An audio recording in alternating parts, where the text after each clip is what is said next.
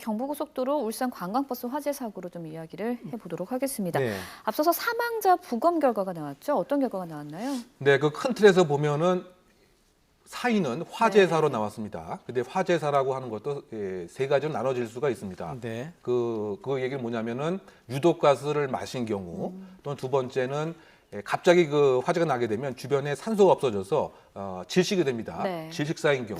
또 세 번째는 불에 그대로 타기 때문에 불에 타서 죽는 소사라고 얘기하는데요. 네. 이 가지 세 가지가 이제 화재사의 유형인데 그 중에서 질식사로 판단한 것 같습니다. 아, 질식사로. 네, 그러니까 그 급작스럽게 불이 붙다 보니까 제대로 호흡을 하지 못하는 이것이 그 사인이었다. 화재사 중에서 그렇게 그 판단을 한 것 같고요.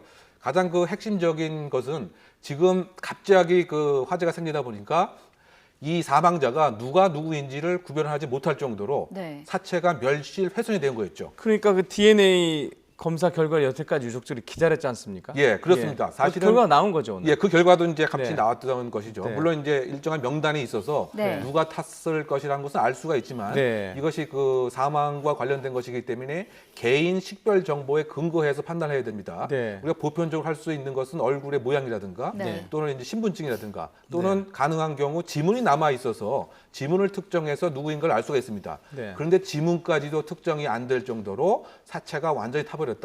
그렇다고 봤을 때는 가족의 DNA와 사망자의 DNA를 비교 대조해서 개인 식별을 확신할 수 있는 것이죠. 예. 그래서 이번에는 이제 그 DNA 정보까지 판단을 해서 사망자 가족들에게 공식적으로 네. 통지가 될 예정인 거죠. 오후에 통보가 된다는 그렇죠. 건데. 네네. 그럼 통보가 되면 이제 뭐 가족, 그러니까 돌아가신 분의 유골을 네. 찾는 거지 않습니까? 그러면 장례를 치를 수가 있는 건가요, 이제? 그렇죠. 이제 그 유가족이 이제 원하고 네. 그다음에 일정한 이제 보상 절차에 관한 아마 협의가 남아 있지 않는가 생각이 됩니다. 네. 즉 회사의 책임을 어느 정도 이제 인정을 해야 될 것인지 네. 또 그 보험금에 관한 그 여부라든가 그것에 있어서 이제 그 유가족과 이제 협의가 그 나눠져 있기 때문에 네. 네. 일단은 유가족의 사체가 누구 것인가가 명백히 되고 네. 그다음에 그 절차가 그 남아 있어서 개인 식별 정보가 상당히 중요한 그 역할을 한 것이 아닌가 보이죠. 그런데 조금 전에 그 저희 대구에 있는 기자가 전화 연결로 보도를 한 걸 보면 그것이 나와도 장례를 바로 진행을 안 한다. 그런데 뭐가 협의가 잘 안 되는 것 같죠? 그렇죠. 이제 그 부분이 이제 책임 여부죠. 결국 네. 이제 과실이라고 했을 때 그 예. 개인 운전자 과실 또 더불어서 예. 회사의 입장에서 이 운전자가 소위 말해서 운전 관련 전과가 12개나 있는데 네. 이것을 알면서도 고용했다고 한다면 회사의 관리 부실 책임도 상당 부분 이제 있을 수밖에 없는 것이죠. 뭐 이런 것들에 있어서 아직 그 유족 대표 측과 회사 측이 협의가 아직 이루어지지 않은 상태이기 때문에 이것을 어느 정도 마무리하고 장례를 칠 예정이 아닌가 이렇게 생각됩니다. 네, 운전자 과실에 무게가 실리고 있는 상황인데요. 뭐 운전자가 출발 전에 탈출용 망치의 뭐 위치를 승객들에게 알리지 않았다라고 이야기도 하고 있는데 그 외에 또 과실이 있다면 어떤 게 있을까요? 그 대표적으로 보면은 우리가 영상을 봐서 알겠지만 이제 그 1차선에서 급작스럽게 이제 2차선으로 비상등을 틀면서 들어갑니다. 네. 네. 이거는 이제 엄격한 그 차선 위반의 과실이 있는 것이죠. 안전거리를 확보를 해야 되고 전방 주시를 정확히 해야 되는데 네. 이것을 해태할 가능성이 분명히 있다라고 볼 수가 있고요. 예.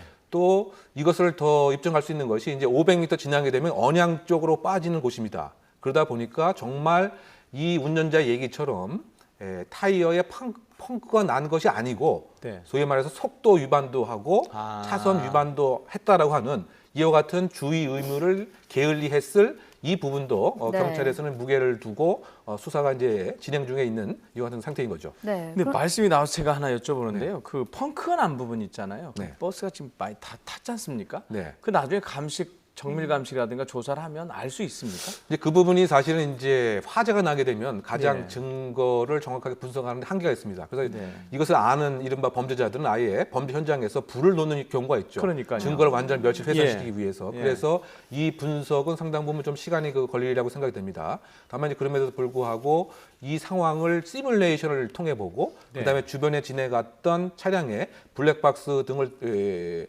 함께 입체적으로 구성을 해서 네. 네. 과연 그 타이어의 펑크가 직접적인 원인인 것인지 이런 것을 펑크가 나면 종합적으로, 차가 네. 앞쪽으로 약간 기울 거 아닙니까? 풍 하면서. 그렇죠. 달리면서. 그러기도 하고 예. 또 어떻게 보면 바로 전복이 되기도 하고 또 네, 이와 네. 같은 소리를 들을 수도 있습니다. 그러니까요. 네. 근데 지금 승객들의 얘기를 의하면 네. 펑크를 내는 것 같은 소리를 전혀 못 들었다. 못 들었다. 또 감각도 없었다. 생존자들의 말을 생존자들의 들어보면. 말에 의하면 말이죠. 예. 그래서 이 종합적인 것을 하나의 이제 입력 정보로 해서 예. 시뮬레이션을 통한 이 상태의 그 재구성을 통해서 정확한 원인을 파악할 수 있지 않을까 보입니다. 네, 그렇다면 만약에 운전자의 주장대로라면 운전자의 처벌 가능성은 어느 정도가 되는 건가요? 어쨌든 간에 지금 그 업무상 과실치사 혐의는 이제 그 분명한 것이죠. 예. 그래서 그 교통사고 처리 특례법에 의해서 분명하게 그 처벌을 물을 수가 있는 것인데 가장 중요한 것은 정말 사인이 무엇인가. 네. 즉 그 단순한 타이어의 그 펑크인 것인지 아니면 운전자가 혹시 다른 뭐 졸음 운전도 사실 배제할 수 없고요. 네. 또는 지금 우리가 영상에 나온 바와 같이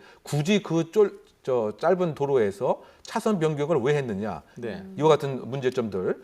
또 한편으로 봐서는 이제 이 도로 자체가 사실은 이제 상당히 조금 사고가 유발 이와 같은 지역인데 이것을 많이 운전을 했었으면 네. 분명히 이와 같은 상황도 예견 가능했는데 그럼에도 불구하고 차선을 급격히 바꾸고 더군다나 이곳의 그 제한 속도는 80km입니다 시속. 그런데 분명히 107km로 과속을 한 것은 또 분명한 것이죠. 20 이상 넘게 그렇죠. 달렸네. 뭐 예. 그런 등으로 이제 종합해서 과실을 이제 묻게 되고 이것이 이제 중과실이냐 아니면 보통 과실이냐에 따라서 형량에도 상당 부분 영향을 주지 않을까 생각됩니다.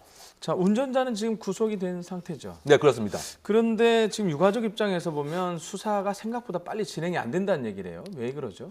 기본적으로 이것이 짧은 시간 안에 그 예. 타이어를 포함을 해서 네. 또 버스 안에 있었던 블랙박스까지 완전히 타버렸다. 네. 그러면 이 상황을 재구성하는데 상당 부분 한계가 있겠죠. 그 어렵기 때문에 그렇다고 본다면 이 시간에 지나갔던 다른 차량의 변호를 파악을 해서 블랙박스를 파악을 해서 재구성을 해야 되는데 이 시기가 이제 10시 반 정도이기 때문에 주변에 지나갔던 차량의 그 번호도 완전히 지금 특정이 안 되고 있습니다. 네. 따라서 그것 등을 이제 확보하는데 시간이 이제 걸릴 것으로 생각하고 있는 것이죠. 네, 아무래도 이제 정확한 사고 원인이 나와야 뭐 책임자 처벌이 이루어질 것 같은데요.